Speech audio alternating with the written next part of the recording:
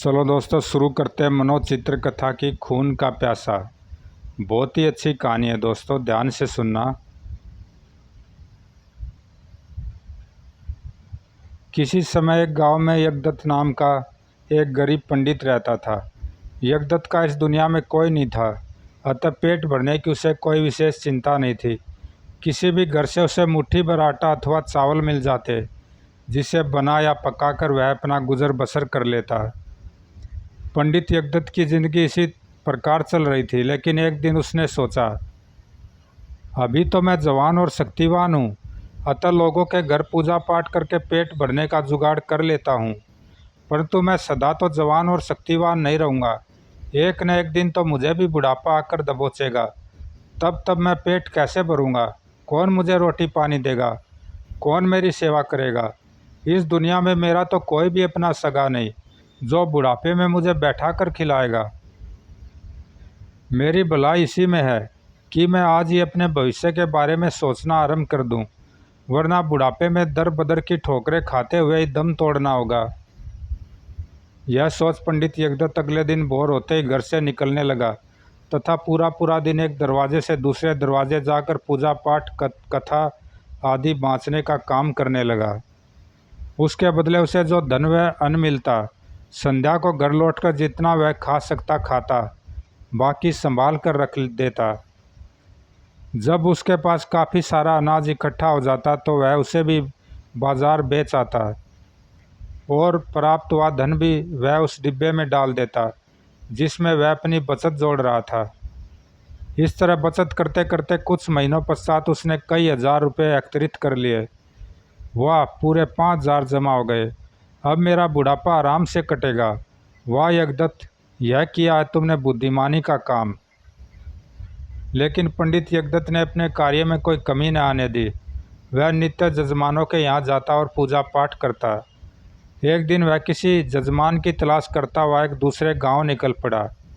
अरे पंडित जी, क्यों न मैं उनसे ही हवन करा लूँ, हो सकता है सस्ते में ही तैयार हो जाए। जब पंडित यज्ञदत्त उस बुढ़िया के घर के सामने से गुजरा, पंडित जी महाराज, जरा एक क्षण मुझ बुढ़िया की भी सुनते जाइए। क्यों माई, क्या कष्ट है तुम्हें? मेरे योग्य कोई कार्य हो तो अवश्य बताओ। कुछ ही दिन पहले मेरी गाय मर गई थी। पंडित जी, क्या आप उसकी आत्मा की शांति के लिए मेरे यहाँ पूजा पाठ और हवन कर सकते हैं? हाँ, क्यों नहीं। गौ माता की आत्मा की शांति के लिए पूजा पाठ करना तो मेरे लिए सौभाग्य की बात होगी। फिर यह तो मेरा दिन प्रतिदिन का कार्य है। लेकिन मैं आपको दान दक्षिणा में धन न दे सकूँगी। दान दक्षिणा की तुम चिंता न करो माई, जो भी खुशी से दे दोगी सहर्ष स्वीकार कर लूँगा। आहा, तो फिर भीतर पधारिए महाराज। यह शुभ कार्य आज ही हो जाए तो अच्छा हो। मैं अभी पूजा पाठ व हवन आदि के लिए आवश्यक वस्तुओं का प्रबंध किए देती हूँ। बुढ़िया ने शीघ्र ही सारा प्रबंध कर दिया और पंडित यज्ञदत्त ने अपना कार्य आरंभ कर दिया। ओम श्री गणेश नमो नमः। इस पूजा पाठ में बुढ़िया के कुछ अड़ोसी पड़ोसी भी सम्मिलित हुए। सांझ तक जब सारा कार्य विधि पूर्वक संपन्न हो गया तो पंडित यज्ञदत्त अपना झोला संभालता हुआ बोला, माई, गाय माता की आत्मा की शांति के लिए तुमने जो कुछ किया, उससे ईश्वर और गाय माता दोनों ही तुमसे प्रसन्न होंगे और तुम्हारा भला करेंगे। अवश्य महाराज, कृपा जरा बाहर चलिए।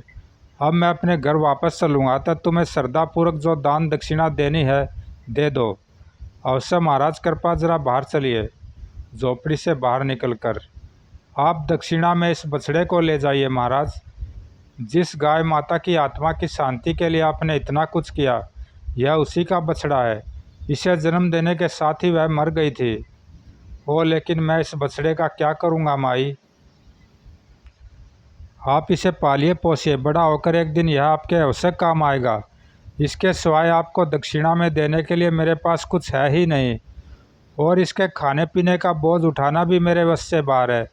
मैं बुढ़िया स्वयं अपना ही जतन नहीं कर सकती, अपना ही पेट नहीं भर सकती, तो इसका पेट कहाँ से भरूँगी? पंडित जी, मुझ गरीब की इस अवस्था पर रहम खाइए और कृपा कर इसे ही दक्षिणा में ग्रहण कर लीजिए। बुढ़िया की बात सुनकर पंडित जी सोच में पड़ गए। क्यों न मैं इसे घर कर ही लूँ। मैं अकेला रहता हूँ, यह बछड़ा साथ होगा तो इसकी देख रेख करने में दिल बहल जाएगा। यजमानों से थोड़ा बहुत घास फूस इसके लिए भी मांग लाया करूँगा। फिर वैसे भी मिली हुई चीज़ हाथ से नहीं जाने देनी चाहिए। बुढ़िया तो इसके अलावा कुछ और देने से रही।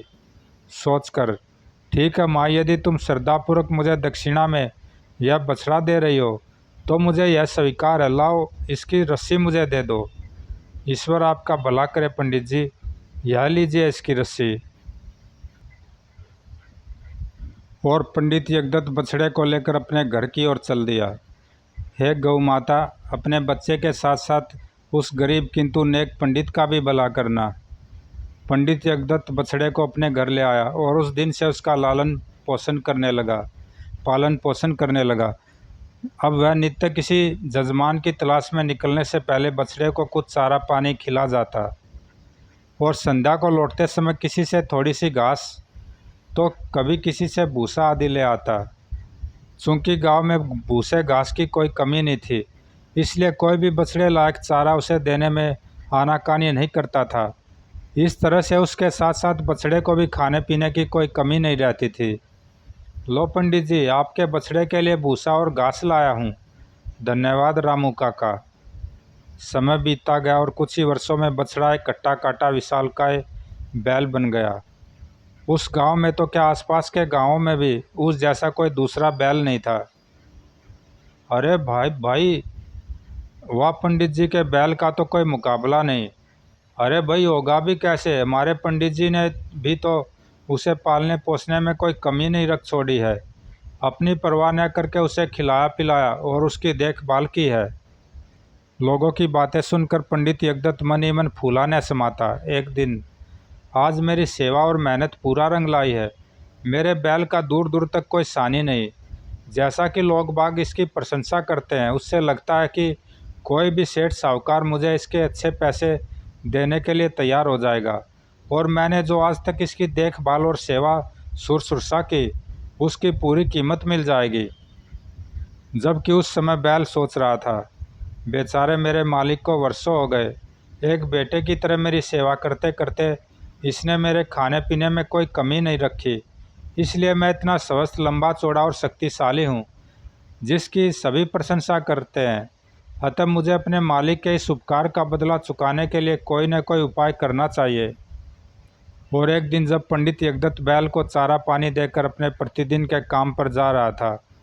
ठहरिए मालिक, पंडित यज्ञदत्त ने चौंक कर इधर उधर देखा। यह कौन बोला था? यहाँ आसपास तो कोई भी नहीं है। यह मैं बोल रहा हूँ मालिक, आपका दास बैल। आए, यह तुम हो? हाँ, तुम मनुष्य की बोली भी जानते हो। हाँ मालिक, मेरी स्वर्गीय माता ने आपकी सेवा करने के लिए अचानक ही मुझे यह शक्ति प्रदान की है। मेरी सेवा करने के लिए? यह तुम क्या कह रहे हो? भला तुम मेरी क्या सेवा करोगे? तुम कोई मनुष्य तो हो नहीं जो हाथ पैरों से मेरी सेवा शुश्रूषा कर सको। वह तो ठीक है मालिक, लेकिन आपकी सेवा करने का मैंने एक दूसरा उपाय सोचा है। तुमने वह क्या उपाय सोचा है? मुझे जल्दी से बताओ भाई। तो सुनिए मालिक, आजकल शहर में जानवरों का एक सौदागर आया हुआ है।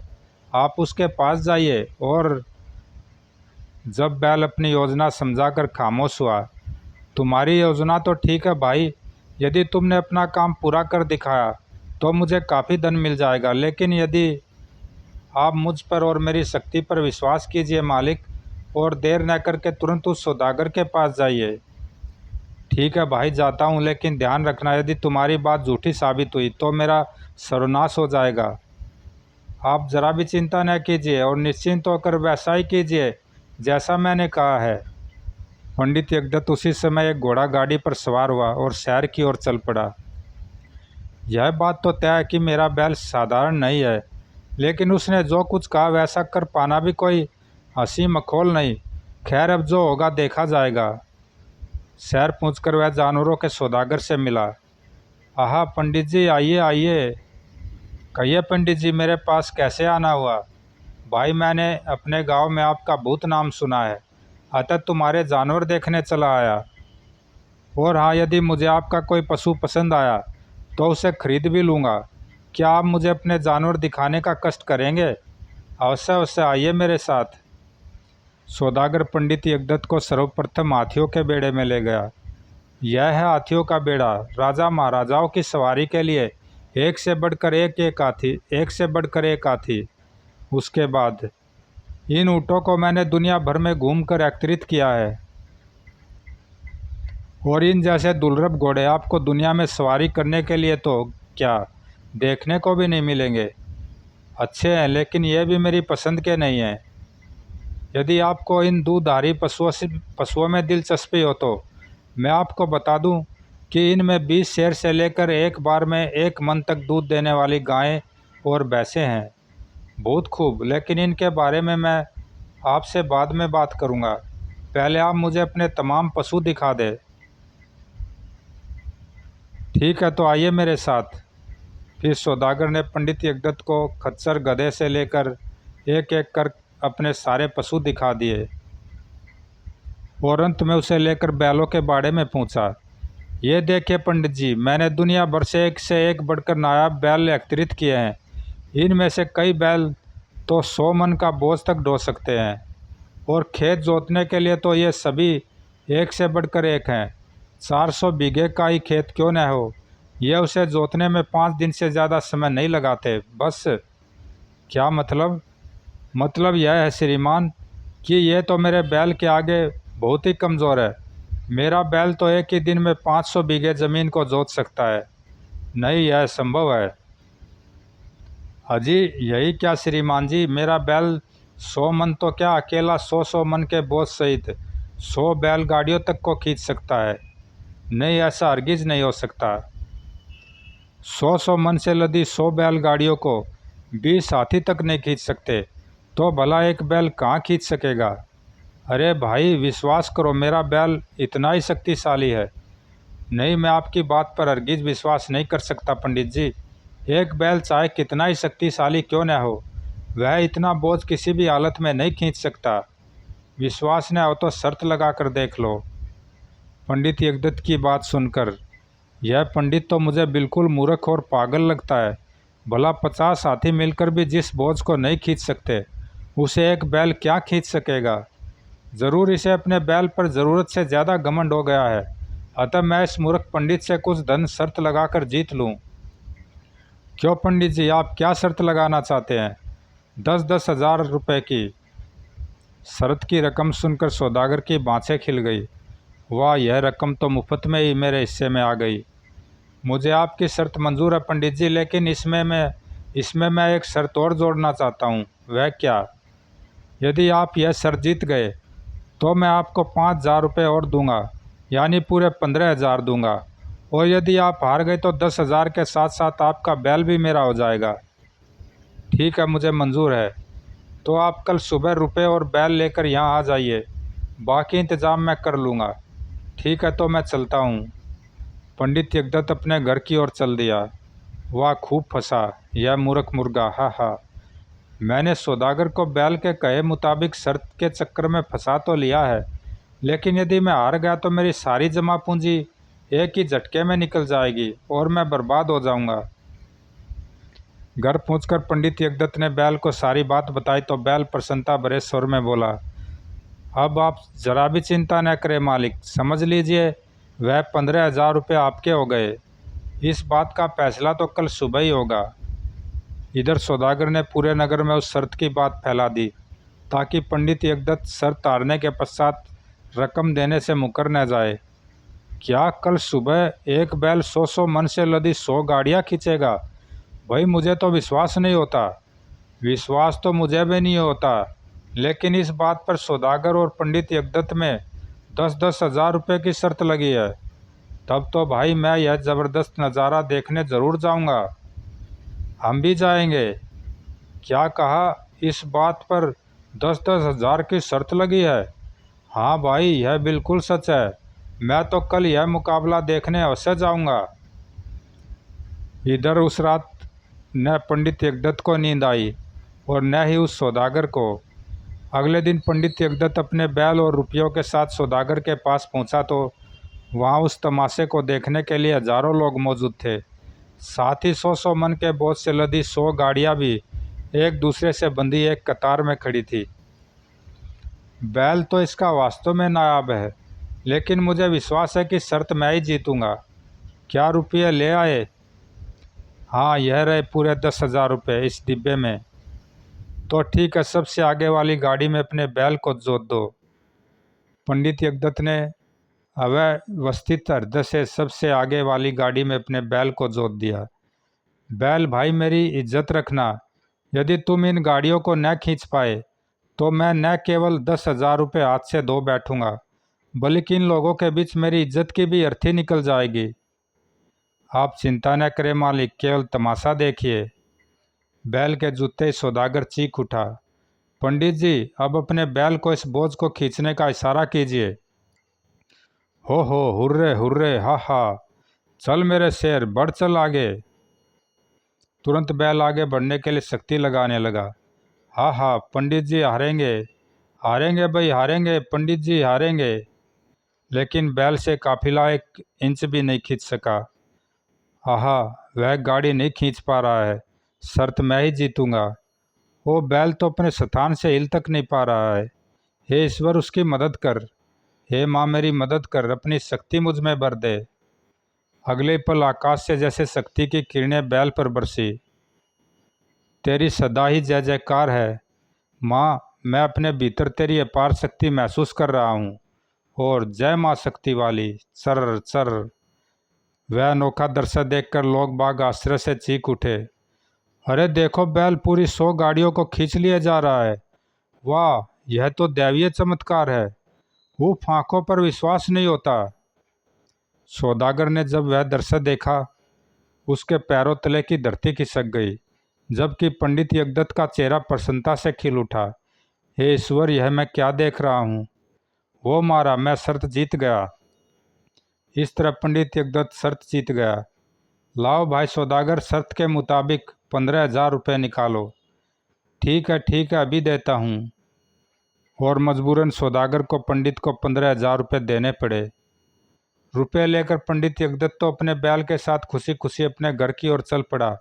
लेकिन 15,000 रुपयों के हाथ से जाने के साथ साथ सौदागर मन ही मन ईर्ष्या से सुलग उठा। पंडित, अगर इस हार का और अपने अपमान का बदला एक दिन मैंने भी तुझसे न लिया तो मेरा भी नाम नागमणि विषधर नहीं।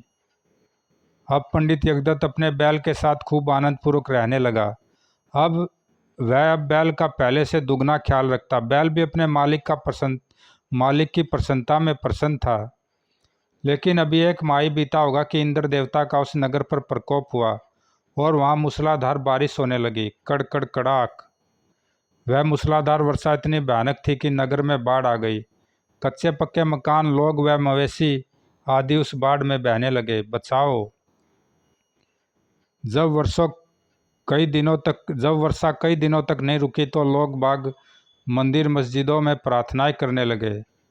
इंद्र देवता को प्रसन्न करने के लिए उस नगर के राजा ने भी तरह तरह के पशुओं की बलि चढ़ाई। उन सब प्रयत्नों से भी जब वर्षा नहीं रुकी और पूरा नगर पानी में डूबने लगा तो राजा ने राज ज्योतिषियों द्वारा राज पंडितों से सलाह मशवरा किया तथा राज पंडितों से सलाह मशवरा किया। महाराज, नगर को डूबने से तो अब कोई नहीं बचा सकता, लेकिन प्रजा के साथ साथ हम लोगों के बचने का एक ही उपाय है कि किसी तरह सतरंगी पर्वत को छत्तर की तरह उठाकर उसके नीचे शरण ली जाए। यह आप क्या कह रहे हैं राज ज्योतिषी जी? भला किस में इतनी शक्ति है जो सतरंगी जैसे विशाल पर्वत को उठाकर उसे छत्तर का रूप दे सके? तभी सौदागर नागमणि विषधर वहां आ पहुंचा, जो अपने घोड़े बेचने के उद्देश्य से वहां आया था। ऐसी महाशक्ति एक जीव में है महाराज। कौन हो तुम बदर, और किस महाशक्ति जीव की बात कर रहे हो? महाराज, मेरा नाम नागमणि है और मैं पशुओं का सौदागर हूँ। एक दूसरे देश से मैं यहाँ व्यापार करने आया हूँ। महाराज, हम सब के प्राण खतरे में हैं। यदि जल्दी सतरंगी पर्वत को उठाकर उसके नीचे हमने शरण न ली तो हम सब पानी में डूब कर मर जाएंगे। वह तो ठीक है सौदागर, लेकिन प्रश्न तो यह है कि उस विशाल पर्वत को उठाएगा कौन? हमारी पूरी सेना, पूरी प्रजा भी मिलकर उस पर्वत को नहीं उठा सकती। लेकिन महाराज, मैं एक ऐसे आदमी को जानता हूँ जिसका बैल अपने मालिक के कहने पर उस पर्वत को अपने सींगों पर किसी खिलौने के समान उठा सकता है। ओ, क्या नाम है उस व्यक्ति का? जल्दी से हमें उसका पता बताओ। महाराज, उस व्यक्ति का नाम पंडित यज्ञदत्त है और वह रामपुर गांव का रहने वाला है। सौदागर, क्या तुम सच कह रहे हो कि उस पंडित के पास कोई ऐसा बैल है जो महाशक्तिमान है और सतरंगी पर्वत को उठा सकता है? यह बात तो इस नगर का बच्चा बच्चा जानता है महाराज। जो बैल 100 मन के बोझ से लदी 100 गाड़ियों को अकेला खींच सकता है, उसके लिए भला सतरंगी पर्वत को उठा लेना क्या मुश्किल काम होगा? यदि आपको मेरी बात पर विश्वास न हो तो आप अपने किसी भी दरबारी से पूछ लीजिए। तुरंत बहुत से दरबारी एक साथ चिल्ला उठे, हाँ महाराज, यह सौदागर ठीक ही कह रहा है। वह दृश्य हमने भी अपनी आंखों से देखा था। सैनिकों, तुम लोग इसी समय रामपुर जाओ और पंडित यज्ञदत्त को लेकर हमारे सामने हाजिर हो। जो आज्ञा महाराज। सैनिकों का एक दल तुरंत रामपुर की ओर रवाना हो गया। सैनिक पानी में भीगते हुए बड़ी मुश्किल से रामपुर में पंडित यज्ञदत्त के घर पहुंच पाए। चलो, तुम्हें महाराज ने इसी समय बुलाया है। मुझसे कोई भूल हुई है श्रीमान? यह तुम्हें महाराज ही बताएंगे। ओ। सैनिक पंडित यज्ञदत्त को लेकर राजा के सामने हाजिर हुए। राजा ने उसे सुनी हुई बात बताते हुए कहा, सुनिए पंडित जी, हमने तुम्हारे बैल की बहुत प्रशंसा सुनी है। यदि तुम्हारा बैल सतरंगी पर्वत को उठाकर हमें और हमारी प्रजा को उसके नीचे शरण लेने में हमारी मदद करेगा तो हम तुम्हें माला माल कर देंगे, वरना तुम्हारी मौत निश्चित है। यह आप क्या कह रहे हैं महाराज? भला एक बैल सतरंगी जैसे पर्वत को कैसे उठा सकता है? लगता है आपको कोई भ्रम हुआ है। हमें बहकाने की कोशिश मत कीजिए पंडित जी। हम तुम्हारे बैल की महिमा के विषय में काफ़ी सुन चुके हैं। और सुनिए पंडित जी, हमारे साथ साथ आपकी भी भलाई इसी में है कि आप हमारी आज्ञा का पालन करें, वरना कुछ दिनों तक इसी तरह और मूसलाधार बारिश होती रही तो हम सब अपने नगर के साथ डूब कर मर जाएंगे। ठीक है महाराज, मैं कोशिश करता हूँ। और सुनिए पंडित जी, समय कम है, इसलिए यह कार्य भोर होते ही हो जाना चाहिए। हम सुबह सुबह अपनी प्रजा के साथ सतरंगी पर्वत के निकट मौजूद रहेंगे। जय जी महाराज। फिर राजा के आदेश पर सैनिकों ने यज्ञदत्त को उसके घर पहुंचा दिया। जाओ, लेकिन महाराज की आज्ञा का ध्यान रखना। हाँ, ध्यान रखूंगा। सैनिकों के जाते ही पंडित यज्ञदत्त बैल के पास जाकर फूट फूट कर रोने लगा। बूहू। हर हर स्वामी, यह आपको क्या हुआ? अब तुम्हें क्या बताऊं भाई। पहले तो मुझे यह डर था कि हम दोनों इस वर्षा से मर जाएंगे, लेकिन अब लगता है कि हमारी मृत्यु वर्षा से नहीं बल्कि राजा के हाथों होगी। बूहू। आखिर हुआ क्या मालिक? आप मुझे कुछ बताएंगे भी या यूं ही रोते रहेंगे? तब पंडित ने बैल को सारी बात बता दी। सारी बात सुनकर बैल भी चिंतित हो उठा। सतरंगी पर्वत को उठाना होगा? उफ, यह कैसे हो सकता है? उस पर तो सवै इंद्र देवता का वास है, वह भला क्यों उसे उठाने देंगे? लेकिन कुछ सोचकर वह पंडित से बोला, खैर आप चिंता न होइए मालिक, जाकर आराम से सोइए। मैं अपनी ओर से पूरी कोशिश करूंगा उसे उठाने की। क्या सच? हाँ मालिक। अगले दिन सुबह पंडित यज्ञदत्त राजा के अनुसार अपने बैल को लेकर सतरंगी पर्वत की ओर चल पड़ा। मूसलाधार वर्षा अब भी हो रही थी। जब पंडित यज्ञदत्त सतरंगी पर्वत के निकट पहुंचा तो वहां उसे राजा के साथ साथ हजारों लाखों लोग एकत्रित दिखाई दिए। हमें आपसे यही आशा थी कि आप अवश्य आएंगे। चलिए, अब आप अपने बैल से जल्दी से इस पर्वत को उठवाइए। मैं कोशिश करता हूँ महाराज। और पंडित यज्ञदत्त के कहने पर बैल ने अपने दोनों सींग पर्वत की जड़ से सटा दिए और पर्वत को उठाने की जी तोड़ कोशिश करने लगा, लेकिन पर्वत टस से मस नहीं हुआ। यह देख राजा समेत वहां मौजूद लोग बाग भी क्रोधित हो उठे। सैनिकों, बैल और उसके मालिक पर कोड़े बरसाओ। पंडित और उसके बैल को मार डालो, वे ढोंगी हैं। मारो मारो, ढोंगी को मार डालो। उफ। ठहरो ठहरो, मेरे बैल को एक मौका और दो, उसके बाद आप लोगों के जो दिल में आए करना। इन लोगों ने मार मार कर मेरे मालिक की क्या दशा कर दी है। पंडित की प्रार्थना पर लोग कुछ देर के लिए शांत हो गए। सुनो पंडित यज्ञदत्त, तुम्हें एक मौका और दिया जाता है। यदि इस बार भी तुम्हारा बैल इस पर्वत को नहीं उठा पाया तो तुम दोनों की बलि इसी पर्वत पर चढ़ा दी जाएगी। जी महाराज, मुझे दुख है भाई कि मेरे कारण तुम्हें भी दुख सहना पड़ रहा है। काश ईश्वर मेरे प्राण लेकर भी तुम्हारे प्राण बचा लेता। खैर तुम एक बार फिर कोशिश कर देखो, वरना हम दोनों की मौत निश्चित ही है।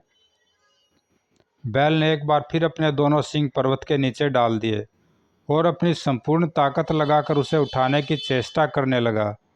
हा हा, वह पूरा जीवन भी इस पर्वत को उठाने की कोशिश करना चाहे तो भी नहीं उठा पाएगा, और दोनों की मृत्यु के साथ उस दिन हुआ मेरा अपमान का बदला पूरा हो जाएगा। जब सारी ताकत लगाने के बावजूद भी बैल उस पर्वत को उठा पाने में सफल नहीं हो पाया तो वह आर्तनाद कर उठा, हे ब्रह्मा विष्णु महेश, हे माता पार्वती, काली शेरा वाली माता लक्ष्मी, मेरी मदद करो, अपने इस भक्त की लाज रखो। ओम ब्रह्मा, ओम विष्णु, ओम नमो शिवाय। बैल की करुण पुकार सुनकर तुरंत सभी देवी देवता आकाश में प्रकट हुए और उन्होंने बैल को आशीर्वाद दिया। अगले ही पल, ओ आश्चर्यजनक, अरे बैल ने पर्वत को उठा लिया। ओ, सबसे ज़्यादा आश्चर्य की बात तो यह थी कि बैल जितना सतरंगी पर्वत को ऊंचा उठाता जा रहा था, उसके सींग भी उतने ही लंबे होते चले जा रहे थे, और देखते देखते उसने पर्वत को 100 फुट ऊंचा उठा लिया। चलो सब लोग पर्वत के नीचे पहुंच जाओ, हुर्रे, पंडित यज्ञदत्त जिंदाबाद। और सभी पर्वत के नीचे शरण लेकर भयंकर वर्षा से सुरक्षित हो गए। उधर इंद्रलोक में सतरंगी पर्वत के अपना स्थान छोड़ते ही राजा इंद्र का सिंहासन बुरी तरह डोलने लगा था। यह मेरा सिंहासन क्यों डोल रहा है? क्या प्रभु का मुझसे भी बड़ा भक्त कोई दूसरा पैदा हो गया है? तभी नारायण नारायण नारायण। ओ नारद जी, प्रणाम मुनिवर, सुखी रहो इंद्र। मुनिवर, मेरा सिंहासन डोल रहा है और आप मुझे सुखी रहने का आशीर्वाद दे रहे हैं। हाँ, शायद इसी से तुम सही रास्ते पर आ जाओ। मैं आपका मतलब नहीं समझा मुनिवर। तो सुनो, तुम्हारा सिंहासन इसलिए डोल रहा है क्योंकि पृथ्वीलोक पर तुम्हारे प्रियवास सतरंगी पर्वत को एक बैल ने अपने सींगों पर उठा लिया है। क्या कहा उस बैल की इतनी हिम्मत? क्रोध मत करो इंद्र, वरना तुम्हारा विनाश निकट है। वह बैल कोई साधारण बैल नहीं है, वह भोले बाबा शंकर जी का प्रिय वाहन नंदी बैल है, जिसने पंडित यज्ञदत्त का उद्धार करने के लिए पृथ्वीलोक पर जन्म लिया है। ओ, फिर मुझे क्या करना चाहिए मुनिवर? देर न करो, तुरंत सूर्यनगर में हो रही भयंकर वर्षा को बंद कर दो, वरना हो सकता है नंदी बैल क्रोधित हो, वह पर्वत तुम्हारे इंद्रलोक पर फेंक मारे और उसके नीचे दबकर तुम्हारा साम्राज्य नष्ट हो जाए। ठीक है मुनिवर, मैं अभी अपना कोप सूर्यनगर से वापस लेता हूँ, कहकर राजा इंद्र ने अपना हाथ उठाया और वर्षा उसके हाथों में सिमटती चली गई। इधर तुरंत ही सूर्यनगर में हो रही भयंकर वर्षा बंद हो गई। आहा, बारिश बंद हो गई, इंद्र देवता प्रसन्न हो गए। वर्षा बंद होती देख बैल ने पर्वत को पुनः धरती पर पटक दिया, जबकि लोग बाग प्रसन्नता से नाच गा रहे थे। वाह भाई, आज तो तुमने चमत्कार दिखा दिया। उसका बैल तो वास्तव में चमत्कारी निकला। ठीक है, मैं आज ही रात इसे उड़ाकर यह देश छोड़ दूंगा। ऐसे दुर्लभ बैल को प्राप्त करने के लिए मुझे कुछ भी क्यों न करना पड़े, मैं करूंगा। इधर राजा वीरसेन बैल के इस चमत्कार से इतना प्रभावित हुआ था कि उसने उसी समय एक देवता की तरह बैल को हार आदि पहनाकर उसकी पूजा की और राजमहल पहुंचकर पंडित यज्ञदत्त को ढेर सारा धन देकर उसे सम्मानपूर्वक विदा किया। लेकिन उसी रात जब पंडित यज्ञदत्त अपने घर के बाहर चारपाई पर गहरी नींद सोया हुआ था, सौदागर नागमणि विषधर अपने लठैतों के साथ वहां आ पहुंचा। चलो, तुम में से कुछ पंडित को ख़त्म कर दो और बाकी बैल को अपने काबू में करो। जो आज्ञा मालिक। अगले ही पल, उफ, अपने मालिक की जान खतरे में देखकर बैल की आंखों में खून उतर आया और फूं फूं धप आए। अपने पर काबू पाने वाले लठैतों को घायल कर बैल पूरी शक्ति से उन लठैतों की ओर दौड़ा जो यज्ञदत्त पर बुरी तरह डंडे बरसा रहे थे। हे ईश्वर, यह तो साक्षात यमराज का भैंसा बन बैठा है। बैल जैसे खून का प्यासा हो चुका था। अरे बाप रे, भागो आई, लेकिन इससे पहले कि वे भाग पाते, हाय मरा, हुई, उफ। उन्हें घायल कर खून का प्यासा बैल सौदागर की ओर दौड़ा। अरे बाप रे, यह तो मेरी तरफ आ रहा है। सौदागर अपनी जान बचाने के लिए भागा, लेकिन बैल भला उसका पीछा कहाँ छोड़ने वाला था। बचाओ दुष्ट, तूने मेरे मालिक की जान लेने की कोशिश की, अब मैं भी तुझे जिंदा नहीं छोड़ूंगा। और शिगरी बैल ने उसे पा लिया। नहीं नहीं, मुझे मत मारो, मुझ पर दया करो, मैं तुमसे माफ़ी मांगता हूँ। मैं तुम्हारे मालिक के लिए सब कुछ करने के लिए तैयार हूँ, कृपा मुझे मत मारो। लेकिन खून के प्यासे बैल को उस पर जरा भी दया नहीं आई। उसने एक झटके के साथ अपने सींग उसके शरीर में घुसेड़े और बचाओ बचाओ हवा में कई चक्कर देने के पश्चात उसे पूरी शक्ति से आकाश में उछाल दिया। हाय, पता नहीं सौदागर कहाँ जाकर गिरा। गिरा भी या नहीं, यह कोई नहीं जान पाया। लेकिन सौदागर के खून से अपनी प्यास बुझाने के पश्चात बैल पुनः अपने मालिक के घर की ओर दौड़ पड़ा। घर पहुंचकर बैल चारपाई पर बेहोश पड़े अपने मालिक के घावों को चाटने लगा। हे माता, मेरे मालिक को अच्छा कर दे। शिगरी पंडित यज्ञदत्त को होश आ गया। अरे मैं जिंदा हूँ, वे लुटेरे कहाँ गए बैल भाई? वे लुटेरे सौदागर नागमणि के आदमी थे। उनके मालिक को मैंने उसके किए की सज़ा दे दी है, और यह देखिए उसके सारे आदमी बेहोश पड़े हैं। ओ, सब कुछ जान सुनकर पंडित यज्ञदत्त बैल के उपकार से गदगद हो उठा।